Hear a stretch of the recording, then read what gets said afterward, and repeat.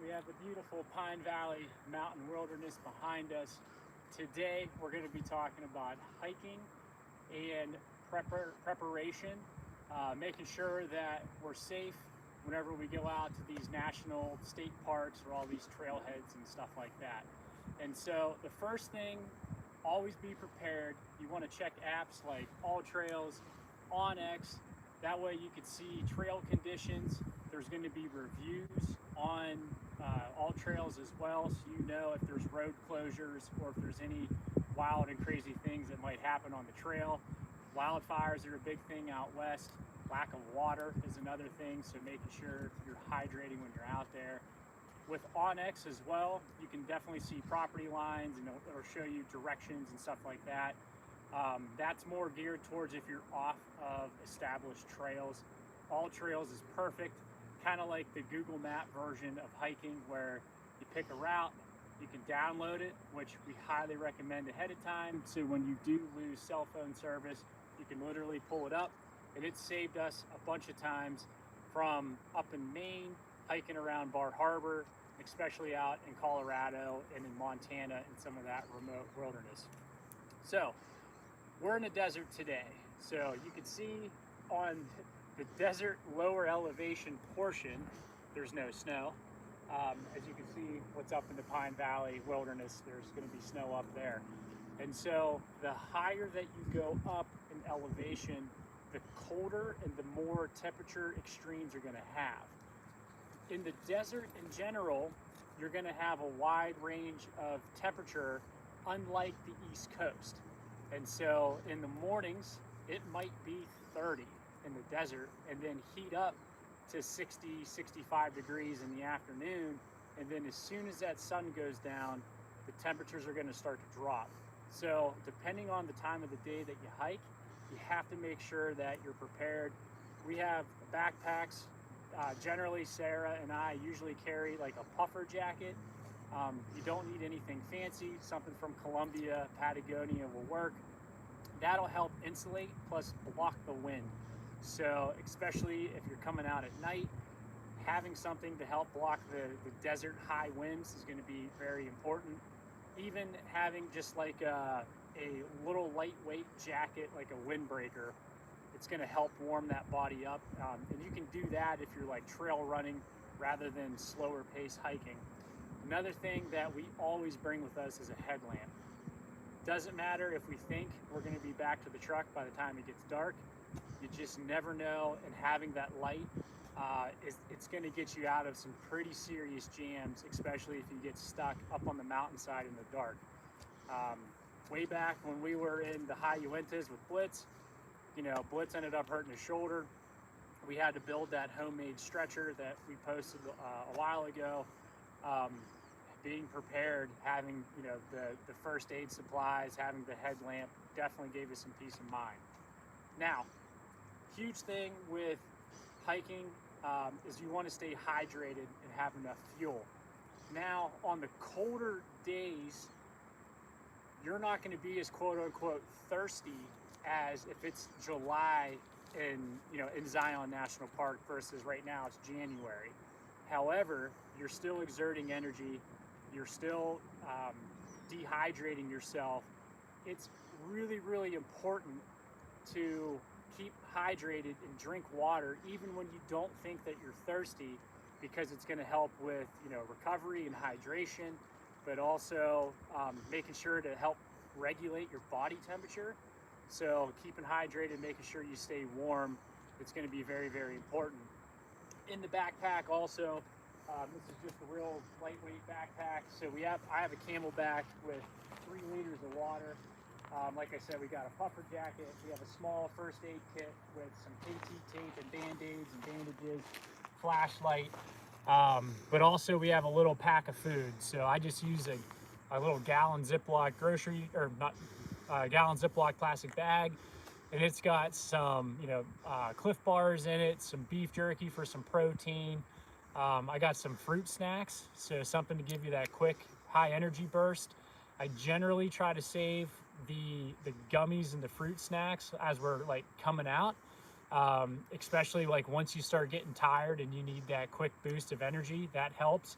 but having, you know, something like a wholesome whole grain like oat bar or something like that, it's going to be able to give you that sustainable energy to be able to power you out through the hikes. And so the last thing, very important, is just letting people know where you're at and kind of an expected time when you're going to be back. And so, you know, letting friends know in the area, or even, you know, if you're way out in the middle of the national park and you got loved ones back home, just giving them peace of mind, like, hey, we're going to be hiking such and such trail. It's going to be 4.5 miles, and we plan on being out at 5:30, you know, in the afternoon. If you don't hear from us by 10, try to reach out, and that way you can coordinate. Another thing that we have that's shoved in my pack is the Garmin InReach. So it's a little device like this, you know, it's like this tall. It's a little satellite communicator. There's an app on your cell phone. You can sync it up and download Garmin Messenger. So instead of like the old school, like Nokia brick cell phones where you got to push the numbers a bunch of times to text, you could literally use your cell phone just like, you know, you would text somebody else, and it's using satellite, so you're able to communicate that way.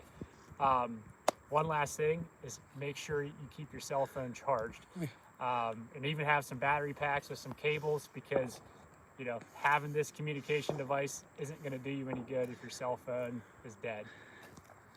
What about dogs? What happens whenever you bring a little doggo to a trail? So, very point. You want to make sure these little guys are hydrated as well. So in the pack, there's a little collapsible bowl.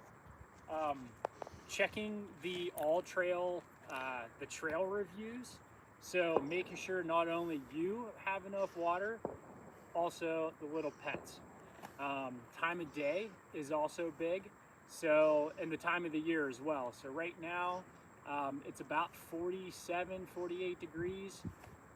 This is his bread and butter here. So even though we're in the desert, cooler temperatures, if we were to come here in April or May, you know, getting up to that 85 to 90, you definitely want to plan the hikes, making sure you're doing something early in the morning where you're not going to get caught out in the blazing heat with no shade, or you know, something later in the evening where the sun's starting to cool off and the shade's starting to come in. So, and also adequate breaks too. So Blitz is 11 now. He's not like he was back when he was like 5 or 6. So he pretends he is. For sure. So before we could run a marathon, we ran a marathon with him before. Now the dude needs like a little 15, 20-minute break about every 3-4 miles. So we can kind of plan that out. Even look on All Trails or look on X to see where some of the shade spots are. That way that, hey, we know he's not going to be out in the elements or out in that blaring sun for an extended amount of time, and you can get some breaks. We also carry some treats for him too. So again, we have to stay hydrated. We have to fuel our bodies to make sure we're getting enough calories in.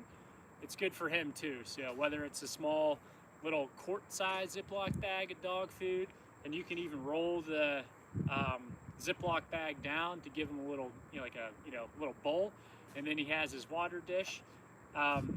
Do something like that, or even just putting normal treats inside of the Ziploc bags. And then the last thing for him, so he's such a good boy. We don't use a shock collar as to help like alert him and tell him to calm down. It's a vibrate. We actually and a tone. We took the prongs off of it and we just wrapped it and stuck it on the back Well, of his harness. that's a new one. We don't even have prongs on that anymore. This is just a callback. So he listens really, really well. But as you know, if there's a squirrel, they see something, they're going to get really excited to run to that. And also sometimes there's people on trails and they don't want to be around your dog. So something that we do extra, like we said, he's a really good listener. We use this, I don't know, maybe 1 out of 50 times, honestly, 1 out of 50 times. But let me press the button. You'll see him react. His ears will go back. Oh, I guess. Is it on? There it is. There we go. See how he reacts right there? We have taught him when he was about 3 or 4 to listen to this tone because that's for his safety and also other people's safety. People's dogs aren't always the friendliest, and sometimes we just want to make sure that our dog and their dog doesn't get into an accidental fight. He is a male. Sometimes there's dominance, things that accidentally happen because he wants to be the dominant dog or the other one wants to be the dominant dog. But anyways, this just really helps us from not having to yell his name at the top of our lungs, and it honestly helps dramatically. But I just wanted to throw that out there because a lot of you have pets, and those are small things that you can help with safety. Yep. And then last thing with pet safety, check out the trail restrictions. So if you're on pretty well-known trails, you're going to have to probably leash them up. If you're out in BLM land like this, you don't have to leash them if you're not on, some of these established trails. National parks, they normally have very, very pet restrictive areas. So if you're out in the Grand Canyon, they do have a paved trail that's kind of at the top of the rim.